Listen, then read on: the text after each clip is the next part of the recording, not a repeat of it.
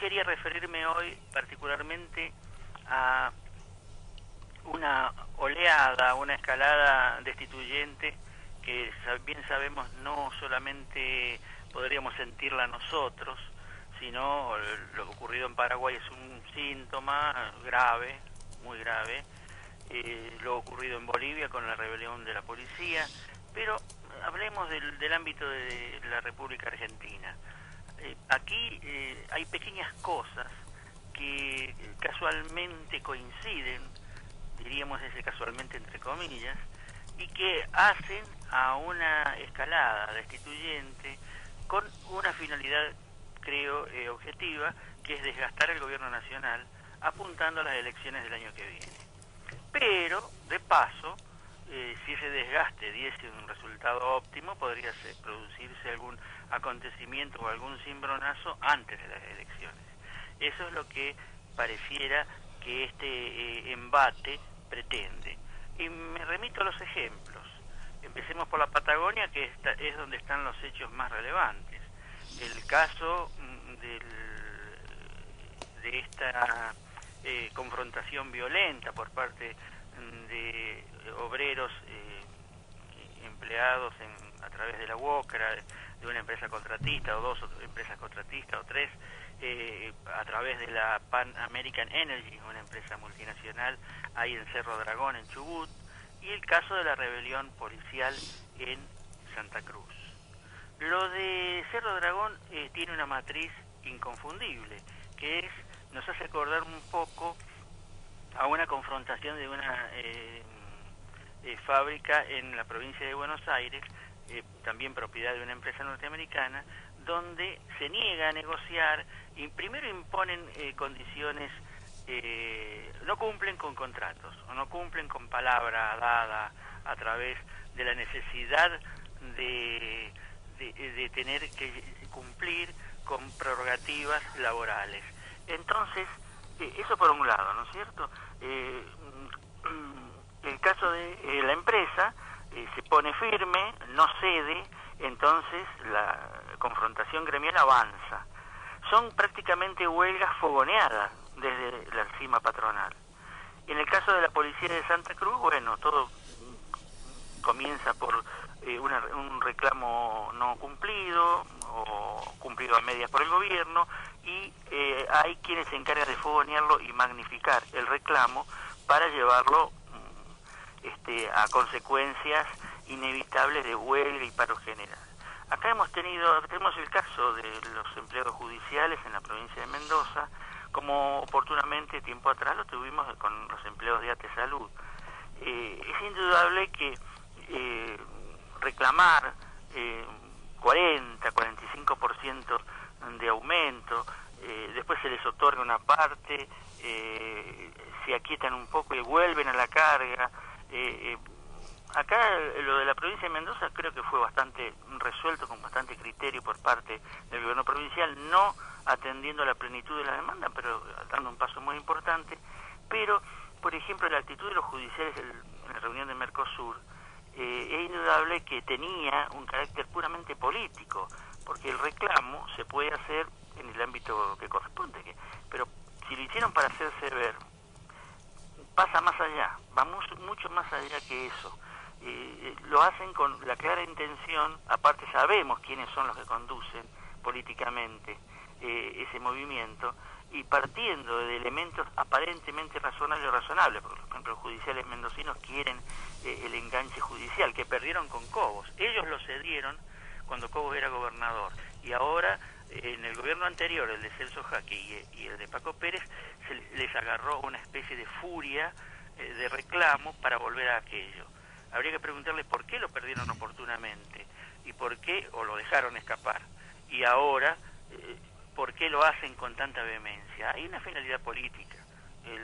Después de todo, el líder de los empleados judiciales fue el candidato a gobernador por una agrupación afín a cierto movimiento de izquierda y a Pino Solanas. Así que es en ese sentido, lo que hicieron en la reunión de Mercosur era para ensuciar, embarrar la cancha con la mala intención política, aparte del reclamo. El reclamo es el pretexto. Y hechos así hay muchos. Bueno, el caso de Moyano también, evidente. Él y sus socios están por un reclamo. Moyano sangra por la herida porque no tuvo los lugares que quiso en las elecciones del 24 de agosto pasado, y tampoco, por supuesto, la posibilidad de ser candidato a presidente de la República, como lo había dicho expresamente. Entonces, como sangra por la herida, ataca, se aísla y asume una actitud destituyente junto a los peores, junto a Clarín, junto a los sectores opositores más reaccionarios y recalcitrantes, con los que estuvo junto en este acto que hizo en la Plaza de Mayo. Entonces hay un ambiente creado, fogoneado, para desgastar la figura presidencial, apuntando a cumplir con ciertas prerrogativas que tienen una finalidad claramente ideológica. También ese fenómeno no se da solamente en Argentina, sino en América Latina. El caso de las elecciones en México tampoco lo podemos dejar de lado, porque en la medida que hubo fraude, como es explícitamente López Obrador, es la segunda vez que pierden las elecciones donde hay regiones o lugares donde los votos se compran o desaparecen misteriosamente. Hay muchos elementos que hacen que Estados Unidos, en su poder, no quiere permitir que aparezca un presidente como López Obrador en México, ni que avance el proyecto de unidad nacional latinoamericana. Por supuesto, en la UNASUR y en el Mercosur tienen un disco rígido, un núcleo duro, consolidado, que quieren de alguna manera partir. Alfredo, ¿cómo te va? Hola Julio, buen día, ¿cómo estás? Mira, has hecho una descripción pormenorizada de lo que está pasando, y está bien porque está empezando a ocurrir, o por lo menos es más evidente ahora, algo novedoso.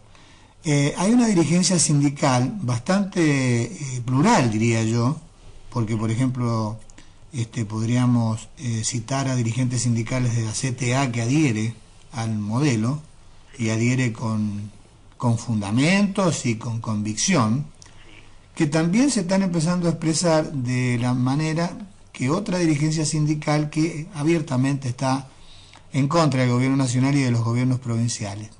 Se está diciendo que empiezan a aplicarse políticas de ajuste con respecto a los salarios, esto muy particularizado con la realidad que está viviendo la provincia de Buenos Aires, y que una vez más se corta el hilo por lo más delgado, porque los que la padecen a esa política de ajuste, que no es tal, son los sectores más débiles. Y eso es una mentira flagrante. Los sectores más débiles en la Argentina de hoy, a partir de 2003, no son los sectores asalariados registrados. Son sectores que se han visto muy fortalecidos, legítimamente fortalecidos, en buena hora que así sea, porque eso le ha permitido al modelo permitir el crecimiento con inclusión social, debido al aumento permanente del consumo, debido a que esos sectores asalariados cobran buenos sueldos, como corresponde, y tienen poder adquisitivo como para ir a adquirir lo que necesitan. Esto es un tema muy delicado, porque se trata de una visión conceptual de la realidad completamente torcida, porque esos mismos sectores sindicales ni se acuerdan del 7% que está desempleado, que es cierto, es un porcentaje relativamente bajo comparado con otras épocas, pero es un 7%, ni mucho menos de los sectores que están en negro, que son un 32,8% de acuerdo al último dato del trimestral de este año. Me parece que es una visión que debería recomponerse, sobre todo por parte de líderes sindicales de CTA, por ejemplo, o de otros, digamos, gremios que están enfrentados con el moyanismo y que tienen una visión diferente de la evolución del modelo económico social en vigencia. Si me permitís, Julio, por ejemplo, el caso del CETERA y el caso acá del SUTE, ¿no? Ellos, hacen unos reclamos en función comparativa. Acá en Mendoza es muy claro. ocurrió que el SUTE fue el primero en negociar, en poner buena voluntad, se les explicó, el gobierno provincial les explicó que lo que había era lo que había. Bueno, después, para solventar el reclamo de ATE y de judiciales, aparecen otros aumentos y entonces el SUTE dice nos quedamos atrás. Entonces, como se quedaron atrás, ellos ahora vienen a la carga, pero la intención inicial de ATE de Mendoza era generar barullo, escándalo, pidiendo un 40%. Claro. Que era ellos sabían que era imposible, los dirigentes saben que es imposible, y arrastran a la gente. Por supuesto que el sistema de salud tiene muchos atrasos, sobre todo en materia de sueldos, son atrasos históricos, que no se pueden pretender resolver de un día para el otro, pero sí que hay que avanzar en ese sentido. Y con respecto a lo que es en sí el, diríamos, el reclamo en Buenos Aires, bueno, la provincia de Buenos Aires está ahora ahí en un calderero porque parece que Scioli no administró bien los fondos como para poder pagar un aguinaldo como todas las provincias, así que algo, ahí hay un error y el gobierno nacional se lo ha dado a entender. Pero lo que vos decís, Julio, fundamentalmente, con respecto a la escala salarial, gremios como los docentes, o como camioneros, o como bancarios, o los conductores de micros, están en una escala salarial alta respecto al resto. No olvidemos que los salarios de Argentina son de los mejores, el mejor de América Latina, o uno de los mejores.